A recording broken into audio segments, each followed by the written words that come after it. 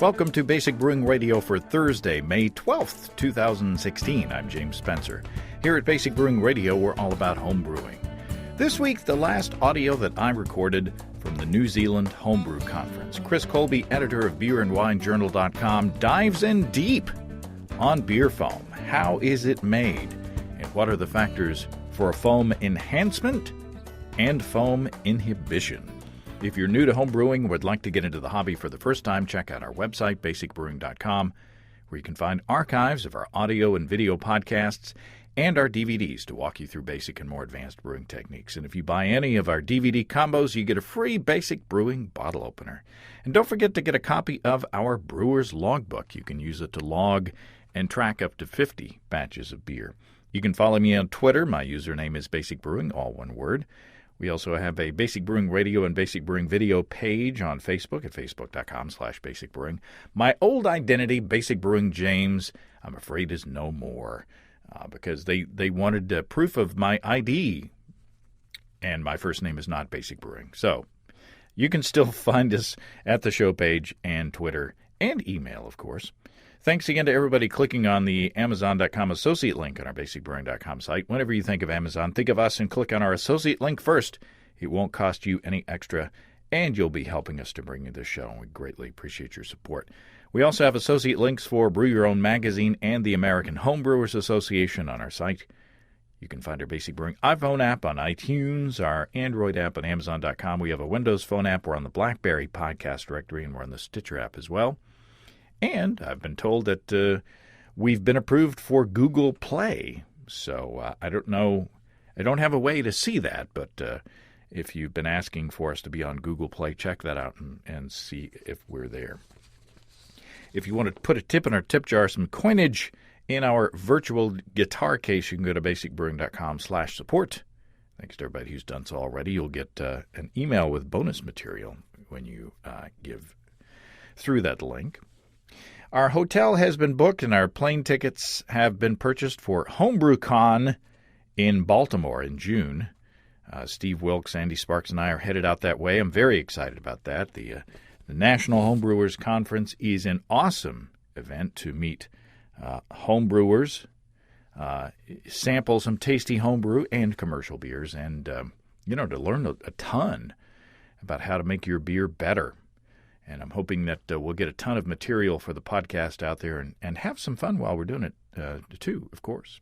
And we hope to see you there. If you see us walking around, snag us and say hi and clink a glass if you've got one. I got a press release from the Arkansas Brewers Guild talking about events happening throughout the state of Arkansas next week during the American Craft Beer Week. Of course, events are happening across the country, but I find it most exciting, selfishly, of course, that not only are there events happening here in my native state, but that Arkansas has a Brewers Guild to begin with. Craft beer has grown so much in the past few years, and you've heard about it here on this show. We haven't even done anything with what's happening down in central Arkansas. We've been concentrating up here in the northwest part of the state. We really need to hop in a car and go down to Little Rock to check out all of those breweries down there. I've been sampling some beers long distance from Lost 40 Brewing out of Little Rock. Cans of 2 of their beers have made it all the way to the little liquor store within a stone's throw of my house. So it's another indication of how good beer is making inroads. And that's, it's good news for everybody. Well, it's good news for everybody except the big breweries, who sometimes have to resort to publicity stunts to try to shore up their sagging sales. You know what would put some wind in your sagging sails this summer? An electric brewing system from our sponsors Desiree and Dave from High Gravity in Tulsa. By the way, I saw a tweet from Desiree just yesterday confirming that Desiree and Dave will be at HomebrewCon in Baltimore in June. That is awesome news. You've heard me brag on the electric brew-in-a-bag systems that Steve and I own. Well, you can also check out their more traditional 3-tier electric brewing systems from High Gravity, too. The Build Your Own Electric Brewing System feature at highgravitybrew.com lets you customize a system to fit your needs. High Gravity offers systems that brew from 5 gallons to 2 barrels. You can choose from a variety of controllers that control your heat and your pumps.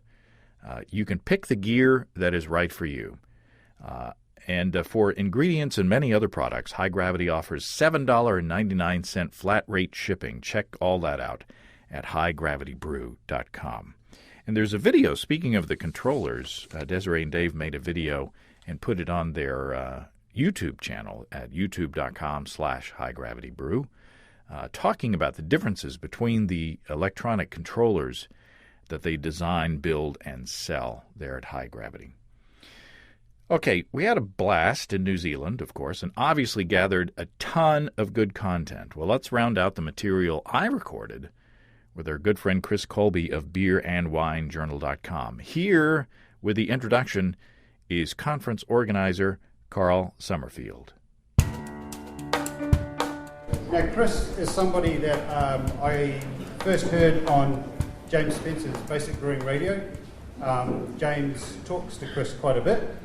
Chris is one of the sharpest guys I know. He's got a good sense of humour.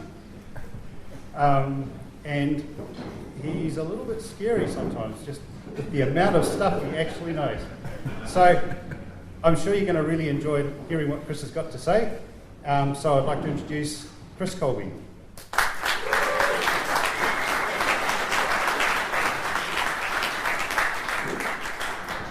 I'd like to start out by thanking Carl, Mike, and Ed for arranging this conference. And I also have some news about Mike. His wife just had a baby boy this morning. Mother's doing well. The father's very proud. So, there you go, Mike. I'm enjoying my time in New Zealand so far. I've learned a lot of interesting phrases here, like kia ora and sweet as. And I also actually learned one traditional New Zealand drinking phrase that doesn't actually exist. I just sort of imagined it in my mind. We were at Urban the other night. It's a bar downtown. And the bartender comes around and he says, can I get you guys another round? While I'm up. And of course, what he's saying is, can I get you another round while I'm up? But I heard while I'm up, and I thought, wow, that must be some cool, New Zealand, like, fill them up or let's have another round or something. And so I'm like this close from saying, yeah, wall them up. But luckily I asked Carl, and he's just like, oh. Yeah. So, my talk today is about foam. There's some foam right there. And a perfectly good question at this point would be, why would you talk about beer foam? And there's a couple reasons. One is that foam makes beer visually appealing. When you first get a beer, your first impression of it is visual. You see it, there's the color, there's the clarity, and there's the foam stand on top of it. Second of all, and probably more important, is it's a partial indicator of quality. Okay, as we'll get into, it takes a number of things going right in the brew day in order to produce decent foam. So if a beer comes to you and it has a decent amount of foam, it's not a guarantee that it's a good beer. It can still be contaminated. All sorts of other things have gone wrong, but at least a certain amount of things have gone right in the brewing process. And also foam is just interesting, but basically it's a partial indicator of quality, and there's a lot of cool stuff known about it. So what is foam? Okay, a chemist's definition of foam, which we're going to throw out the door as soon as I say it, but would be a colloidal system with a discontinuous gas phase and a continuous liquid phase. Okay, that could easily be replaced. Good night. Wall them up. That could easily be replaced by saying. That could easily be replaced with a much better definition of it's just a bunch of bubbles. Because not only is that just completely understandable, it also tells you why the gas phase is discontinuous, because it originated as a bunch of bubbles that came together. So I'm going to start by talking about beer foam sort of in general. I'm going to talk about it in carbonated liquids. So the first part could be applicable to beer, soda, carbonated wine, sparkling wine. And then the second phase, we'll get more into the beer-specific parts of foam. So the arc of foam, if you want to think about that in a beer glass, is that beer foam forms and then it collapses. And there's basically 4 stages to this, or at least you can divide it into 4 stages. And stage 1 would be formation, and then there would be a process called drainage, a process called coalescence, and a process called disproportionation. And I'll explain all those in a moment. But let's start with formation. Okay, in a carbonated beverage, once you pop the top on a beer, wine, soda, pour it on a keg, the solution is supersaturated with CO2. And what supersaturated means is there's more gas in solution than can be held at that pressure. Okay, that's why we store beer in pressure vessels, is to force CO2 into solution, and then when you open it, CO2 starts coming out of solution. And what happens is, in a glass, you pour the beer in, and you've got the first explosion of bubbles, and that comes from the beer just hitting the bottom of the glass or the side of the glass, and just sort of knocking a bunch of carbon dioxide out of solution. And then what you have is the sort of continuous production of bubbles that follows.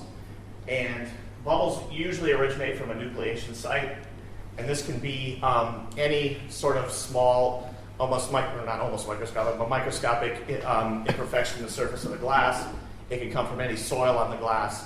And what happens is gas molecules floating through the liquid will bump into the nucleation site and stick there, and then the next one will come along, and it'll stick together, and then eventually a bubble will form. As the bubble forms, it grows, and its buoyancy increases. The density of the gas is far less than the density of the liquid, so the gravity is pulling on the liquid around it with a consequence of forcing the bubble up. So the bubble eventually is going to gain enough buoyancy that it breaks free of the initial seed bubble, and it's going to start to rise through the solution. Okay, so many beer brewers, especially Belgians, that a lot of Belgian breweries release their own glassware, attempt to increase the amount of bubbles produced after the initial pour by etching the bottom of their glasses. This provides nucleation sites, and it causes a steady stream of bubbles to rise to the beer. This is good from the standpoint of initial foam formation, because you've got a bunch of bubbles, but if you drink your beer slowly, it can become negative in that your beer becomes flat quicker because the gas comes out of solution. Okay, so once bubbles are formed, bubbles rise through the solution, and there's 2 notable things that happen. One is that the gas, or the bubble picks up more gas as it rises through the solution. It bumps into gas goes into the bubble. And an interesting thing occurs as the size of the bubble increases, the gas pressure inside the bubble decreases. And why this is, it's just a simple, it's an outcome of the surface to volume ratio. Had a beer already. Simple outcome of the surface to volume ratio on the bubbles. For a small bubble, every unit of volume has a relatively relatively large amount of volume pressing on it. So small bubbles are under high pressure, whereas a larger bubble in every unit of volume has a relatively small amount of surface area pressing on it. So as the bubble rises and grows, it drops in pressure, and this will play a role later on in what I'm talking about. Okay, the second thing that happens while bubbles rise is they pick up surfactants. Okay, surfactants are just surface active molecules, and what they usually are, or almost always are, is molecules that are large enough to have multiple different regions to them, and one region will be hydrophobic and one will be hydrophilic. Okay, hydrophobic and hydrophilic means the hydro, the prefix in both those cases means water, and philic means loving, water means phobic. And so essentially, a hydrophilic region is going to be one that relatively easily dissolves in water. A hydrophobic region is going to be one that tends to not dissolve well in water. So when a bubble rises through a solution and hits a surfactant, what happens is the hydrophobic region tries to get away from the water and orients itself. So it tries to orient itself so the hydrophobic region pokes inside the bubble, and the hydrophilic region is out in solution. And so a consequence of this is that if these are roughly linear molecules, they're all arranged sort of in the same orientation around the bubble. And as a consequence, in some sorts of these large molecules, van der Waals forces, which are sort of weak electric forces between molecules, can bind them together, and then this creates surface tension. And if there's enough surface tension around the bubble, when it gets to the top of the glass, it'll be able to hold its cohesion there and form a stable bubble.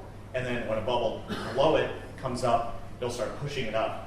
And once you got a couple layers of bubbles, you've got foam. Foam can be classified in a variety of ways.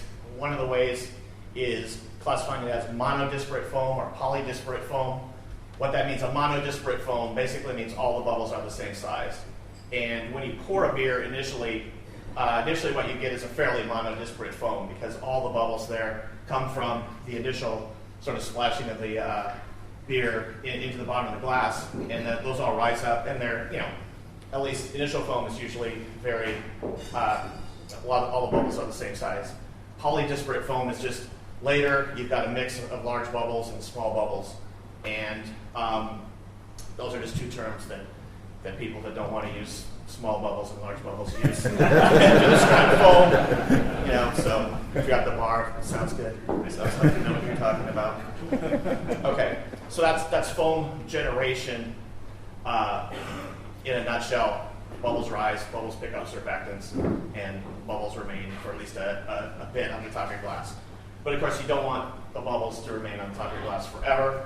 If you poured beer and it just turned into foam and more foam and then more foam, and then you had a glass of foam and it never receded, nobody would drink beer. You want a nice layer of foam. You want it to stay there for a while, but then you eventually want it to decrease.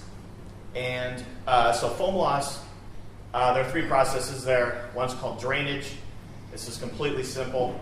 It's the liquid phase of the foam is basically continuous, and free liquid in the foam just drains from the top to the bottom. So if you've got a large foam stand, the bottom of it is going to have relatively fresh, wet foam from the bubbles coming up. The top of it's going to have relatively dry foam because it's been draining down into the lower half. And dry is, in air quotes there, this is not completely dry obviously, but relatively dry. And an interesting thing about drainage is that as that occurs, the volume of the foam stays relatively the same. It's just the bubbles get thinner and thinner. But you don't, as a beer drinker, you wouldn't really notice much change in the foam at that point. Okay, the second process is coalescence. As bubbles get thinner, they pop. If a bubble's on the top of the glass, obviously the gas is simply released to the atmosphere. But if a bubble's in the middle of the foam, it popping just merges it with a bubble next to it, and suddenly there's a large bubble there, and that's just called coalescence, and that's part of the decrease in foam. The final one, or the final process, disproportionation, is kind of neat, and it's why I mentioned the whole thing about the pressure difference between large and small bubbles. If you've got a polydisparate foam, again, meaning you've got large bubbles and small bubbles next to each other, small bubbles are under high pressure, large bubbles are under low pressure. If the liquid matrix that's in your foam is soluble, if the gas that you're using is soluble, gas can exchange between bubbles. And so what you get is the small bubbles with the high pressure are essentially pumping gas into the bigger adjacent bubbles. So, and you can see that too in any glass of beer. After it's sit a while, you'll get big bubbles. They'll continue to get bigger and they'll pop. And you can, if you just sit and watch, foam disappear, you can actually just see that happen. An interesting side note to that is that back in, when was it, the mid-'60s, when Guinness started using nitrogen to push their beer. Nitrogen, those nitro heads are very, very stable.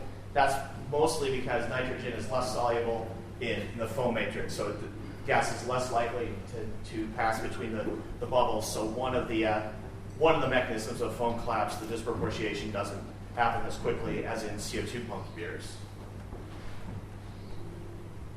Okay, and as foam declines, of course, in really high quality foam, what you get as you drink the beer is lacing on the glass. And that primarily happens when foam has been stable enough to dry out a little bit, sufficient drainage has occurred, and that'll stick to the side of the glass. If you've probably all had the experience of pouring a glass that quickly fills with foam but that quickly recedes. You almost never get good lacing off of that. You really need, the foam needs to dry out a little bit before you get the really, really nice lacing.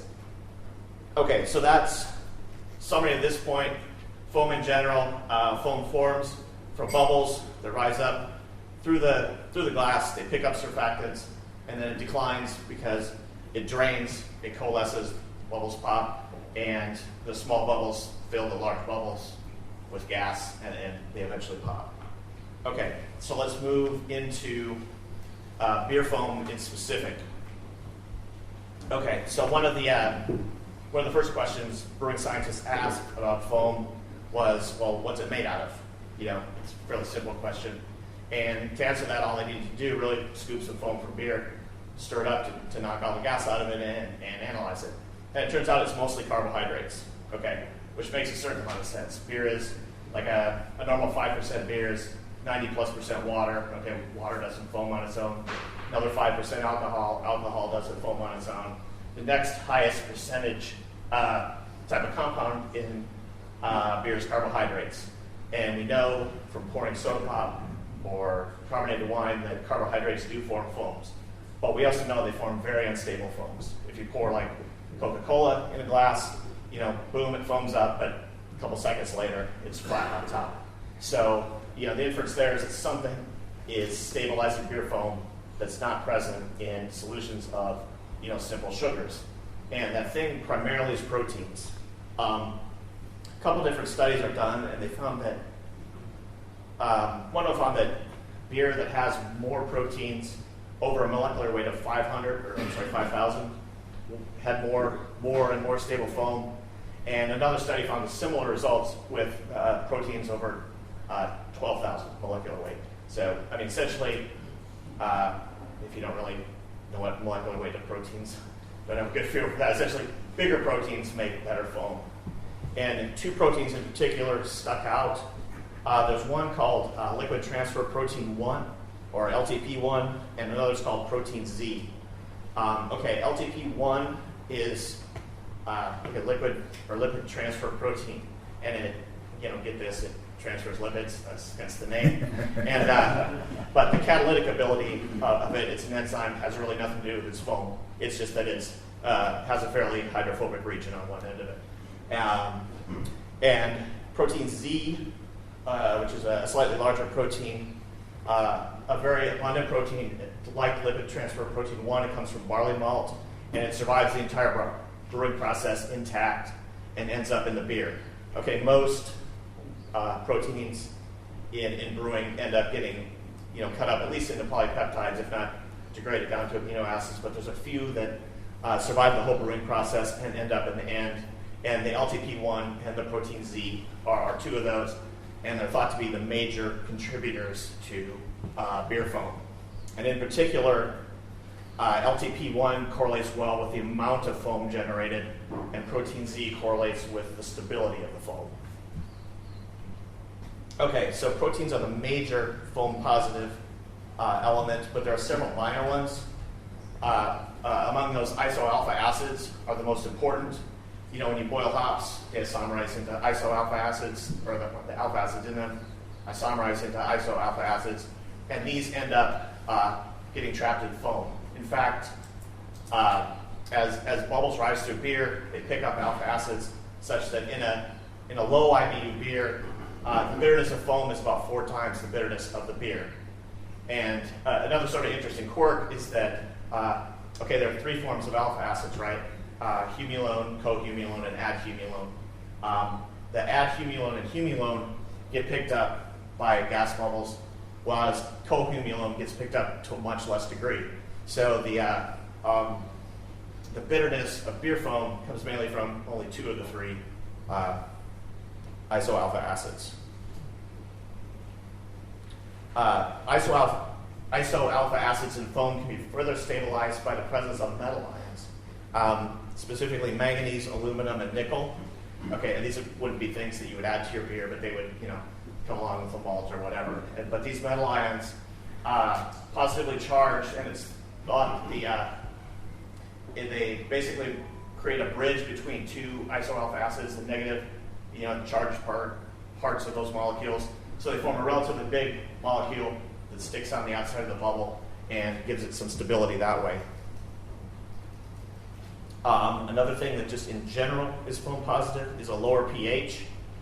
Beers with a lower pH have better stability, and they think, although it's not known for sure, that this has to do with the way the isoalpha acids are ionized. In any solution, if you have a molecule that has a charge distribution on it, there's a positive end and a negative end, that's influenced by the pH of the solution. And it's thought that at the pH of beer, lower pHs help the isoalpha acids essentially come up with a positive charge to negative charge ratio that somehow, and I don't know all the details, that somehow stabilize beer foam. There are other minor components to this. For example, it's thought that melanoidins have a certain amount of stabilizing influence on beer foam. Also beta-glucans, although it's thought that beta-glucans, these are the gums that can cause a sticky mash. They increase the viscosity of beer, and it's thought that they decrease the rate of drainage through the foam and therefore stabilize it. Of course, the flip side of that is that you don't want beta-glucans in your beer. It makes it harder to lauter, so nobody would purposely add beta-glucans to their beer to increase foam. Also, the original study that suggested that was a multivariate statistic study where they measured everything, just found out what correlated. Later on, someone else went through and basically took a beer without beta-glucans, added it to it, and compared with and without beta-glucans, and they found out that the glucans had no effect. So there's conflicting evidence on there, and the most direct evidence right now seems to be against beta-glucans, but then again, who knows? Okay, so to summarize that a little bit, foam is mostly carbohydrates. It's primarily stabilized by proteins, but there are other things like the isoalpha acids, which can be additionally helped by metal ions and a number of other minor contributors. Okay, so there's foam positive elements that I just talked about, but there's also foam negative elements, things that are going to lead to degradation of foam over time. And by concentration, the biggest one in beer is ethanol. Okay, although ethanol is kind of interesting in that non-alcoholic beers have very poor foaming quality. If there's absolutely 0% alcohol, the foam quality of those beers are terrible. Also, they're non-alcoholic beers, so they're terrible. But if you would add alcohol back to these beers, foam actually increases up to about 1% alcohol. And then as you go on, it sort of tapers off. After 2% alcohol, the foam quality starts to decrease. Okay, not decrease detrimentally, obviously, because most beers are much higher than 2% alcohol, but slightly. So ethanol has a curve, and in the range of normal beers, it's at least slightly foam negative. Higher alcohols have a much more pronounced effect on foam stability. The higher alcohols, refer to the number of carbons in the alcohol molecule. Ethanol has 2 carbons, propanol has 3, butanol, all those. And essentially, the higher the number of carbons, the more they disrupt beer foam. Okay, the biggest foam negative element, though, is lipids. Okay, and lipids can come from a variety of sources. There are lipids in barley, although generally, if you have good brewing processes, none of the lipids from barley make it into your final beer. So that's not generally a problem, although it can be. Most of the lipids in final beer come from the yeast. Okay, yeast grow, they've got their metabolic processes that have to go on. Part of this is they need lipids, and some of these get excreted into wort and later beer. And so there's always some lipids from yeast in beer, and these generally have a foam negative. Not really generally, they have a foam negative implication. Also, the one thing everybody knows is you need clean glassware when you serve beer. Okay, any soil on that, it's going to contain lipids, and it's going to be a foam killer. So that's something everybody knows. Also, as a sideline, talking about yeast producing lipids, yeast under stress also produce an enzyme called yeast proteinase A. And okay, this is a proteinase. Protein stabilizes beer foam. So having something that consumes protein in beer is a bad thing. So yeast proteinase A, which comes from stressed fermentations, is foam negative. Okay, so to summarize everything up to this point, you got foam positive and foam negative elements, and the sort of arc of foam in a glass of beer is the play out of those different things. And one of the most, there's a sort of sideline, an interesting part about this is that the amount of foam negative and foam positive things change over the course of brewing, from brew house to fermentation. And the time that they change the most, and mostly for the worst, is during fermentation. During fermentation, you've got both the consumption of a lot of proteins by yeast, so you're taking away foam positive elements. You've also got the production of ethanol and higher alcohols by the yeast, so you've got the production of a lot of foam negative molecules. So obviously, a good fermentation that you run, there's still plenty of foam positive stuff left over to overcome the foam negatives, but like in the absence of that, I guess you couldn't really have the absence of that, but if you could erase that effect of fermentation, beer would have foam that just gushed out of the glass. So maybe a little bit of foam negative things is a good thing. Okay, so sort of the important thing when you talk to brewers is the chemistry of foam is cool and the physics are cool, but really what people want to know is like, how do I get good foam? And there are a few things that you can do in your brewery to get better foam, and sort of the overarching thing is just good foam follows good form.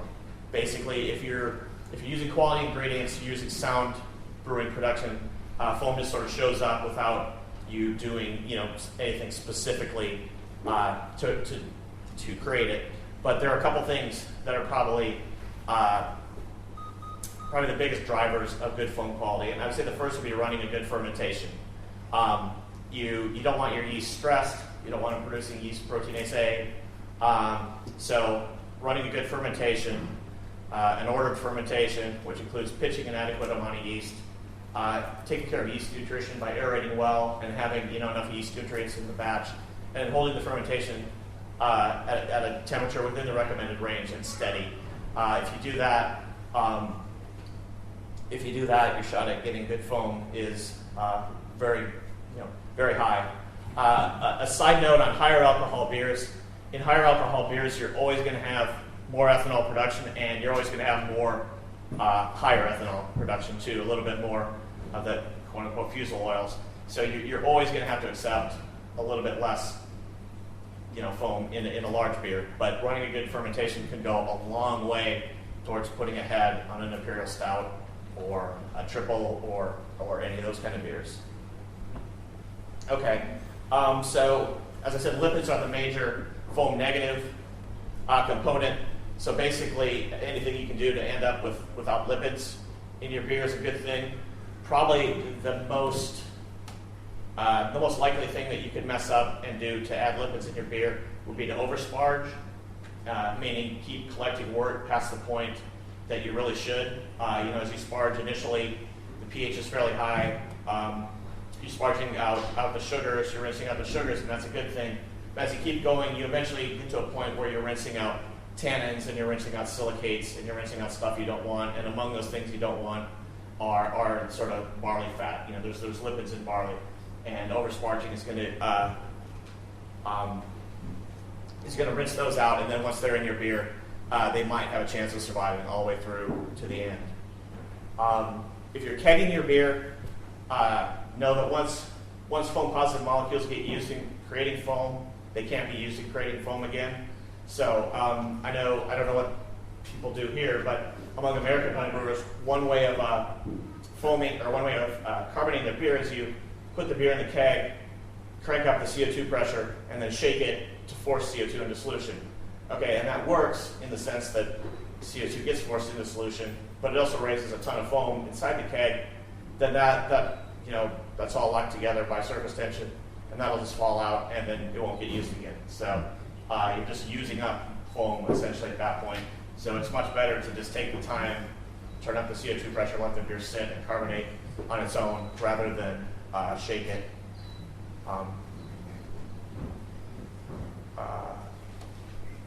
Okay, another thing that is foam negative is if you use step mashes or decoction mashes. There's a range of temperatures that have been traditionally called the protein rest. These days they more call it the beta-glucan rest. An extensively long rest in that region can lead to poor foam.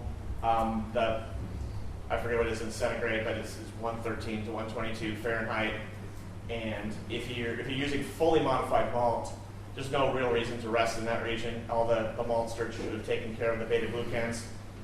So if you're looking for good foam, I'd skip, step mash, I'd skip a rest at that range. If you're using under-modified malt, you're going to need to rest in that range to modify the gums, but keep it to 15 to 20 minutes unless you have some indication that specific malt requires more. Let's see.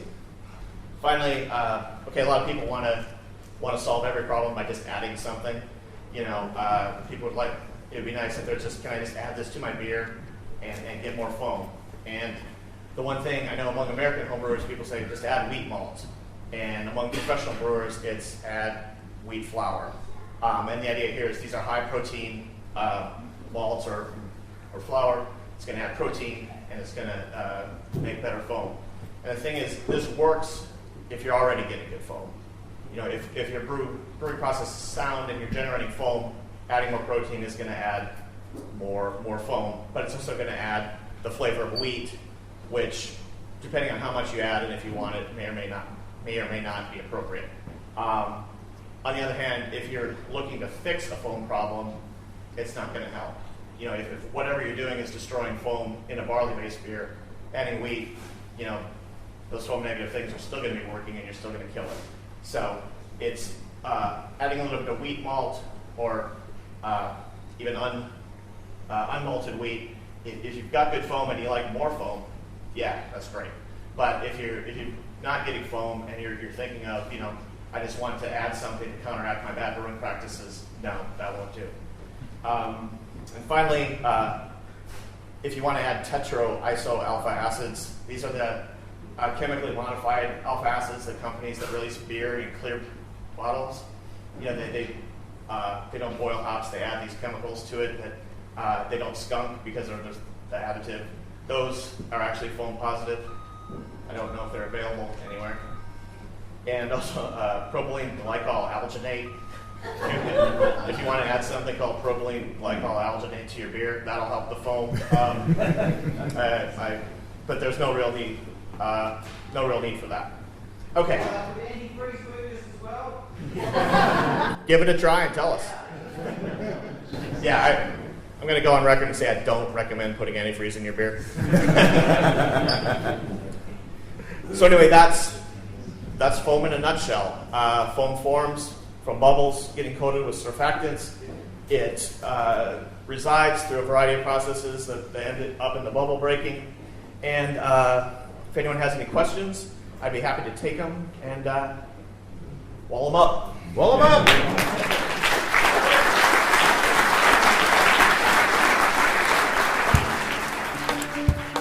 Great stuff from Chris, as always. Foam is something that you may take for granted, but if you don't have enough of it or if it doesn't stick around long enough, you sure do miss it. As usual, we'll be taking the month of June off while we head to the conference and to family get-togethers and such. Just a heads up so you don't panic when we don't show up in the various feeds in June.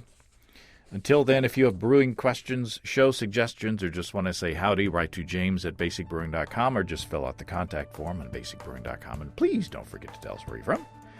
You can check out our support link where you can throw a couple of bucks into the tip jar by subscribing financially to our podcasts. Be sure to check out our DVDs, Extract Brewing and Partial Mashing, Stepping into All Grain, Low-Tech Lagering and Decoction Mashing, and Introduction to Wine Kits. You can find them all on our site. You can get a free Basic Brewing bottle opener with any DVD combo, and you can check out our Basic Brewing shirts in the store as well. You can find our logbooks where you can track and log up to 50 batches of beer. Check all of that out at basicbrewingshop.com. And thanks to everybody who's continued to click on our Amazon.com link. We appreciate the support there. Our featured products this week that were purchased through the link are The Only Rule Is It Has to Work, our wild experiment building a new kind of baseball team, and Backpacker's Pantry Hot Apple Cobbler, 2-serving pouch. Yum. Thanks again, everybody. And remember, I can't tell who bought what, so no worries there. Just click on the Amazon.com logo on our site the next time you feel like Amazon shopping. We greatly appreciate your support. And don't forget, you can also join the American Homebrewers Association and subscribe to Brew Your Own magazine as well through the associate links on basicbrewing.com. Well, that's all until next time. Until then, thanks for listening, everybody. I'm James Spencer. Production help for Basic Brewing Radio and our website is provided by Kelly Dodson. Basic Brewing Radio is a production of Active Voicing. We'll talk to you next time, everybody. So long.